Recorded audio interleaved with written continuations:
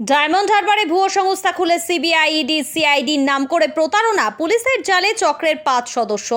দক্ষিণ 24 পরগনার ডায়মন্ড হারবারে ভুয়ো সংস্থা খুলে প্রতারণা চালাচ্ছিল এক চক্র। শেষমেশ পুলিশের জালে ধরা পড়েছে চক্রের 5 সদস্য। ডায়মন্ড হারবার পুরসভার 14 নম্বর ওয়ার্ডে থাকা সংস্থার অফিস সিল করল পুলিশ। পুলিশ সূত্রে জানা যায়, ধৃতরা নিজেদের সিবিআই, ইডি এবং নার্কোটিক্স ডিপার্টমেন্টের অফিসার পরিচয় দিয়ে ব্যবসায়ীদের ভয় দেখিয়ে টাকা আদায় করছিল। প্রতারণা চালানোর জন্য তারা ভুয়ো শংসাপত্র ও আইডি কার্ডও তৈরি করেছিল। অতিরিক্ত police super diamond Harbour police জেলা মিথুন কুমার দে জানিয়েছেন, ফিল্মি কায়দায় স্পেশাল 26 সিনেমার মতো প্রতারণা চালানো হচ্ছিল। সোশ্যাল লিগ্যাল ক্রাইম ইনফরমেশন বা SICI ক্রাইম ইন্ডিয়া অ্যাসোসিয়েশন নামের ভুয়ো সংস্থার মাধ্যমে প্রতারণা হচ্ছিল।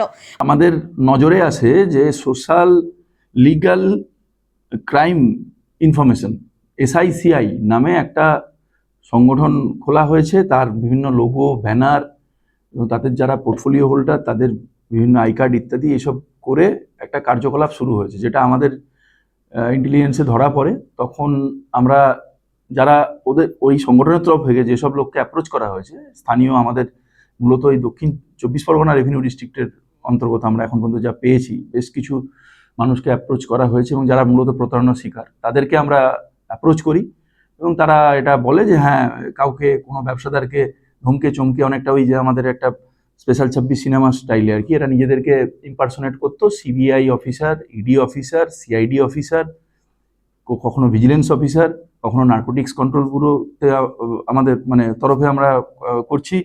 এইসব নানা রকমভাবে ধমকে চমকে এই যে প্রতারণাটা এটা চলছিল। তো তাদের তরফ থেকে আমরা কমপ্লেন নিয়ে আমরা কেস স্টার্ট করি এবং সম্প্রতি তাদেরকে আমরা অ্যারেস্ট করেছি। 5 জনকে অ্যারেস্ট করেছি। এর মধ্যে ফাল্গুনি চ্যাটার্জি বলে একজনকে আমরা এখন পর্যন্ত কিংপিন হিসেবে পাচ্ছি। কলকাতার লেক থানা এরিয়ায় তার বাসিন্দা এখন পর্যন্ত যেটা অ্যাড্রেস পাওয়া গেছে। এদের হেডকোয়ার্টার আছে দক্ষিণ দিনাজপুরে। এইটুকু আমরা প্রাথমিক স্তরে পেয়েছি। নিশ্চিতভাবে এই ধরনের যে ফ্রডুলেন্ট অ্যাক্ট বা এই ধরনের যে প্রতারণা বা যেটা, সেটার সঙ্গে অন্য যারা এই ধরনের ধরা পড়েছে এর আগে, তাদের সঙ্গে কোনো কানেকশন আছে কিনা এই অ্যাঙ্গেলটা আমরা অবশ্যই খতিয়ে দেব। ঘটনার তদন্তে নেমে পুলিশ একের পর এক অভিযানে প্রতারণা চক্রের সদস্যদের গ্রেফতার করে।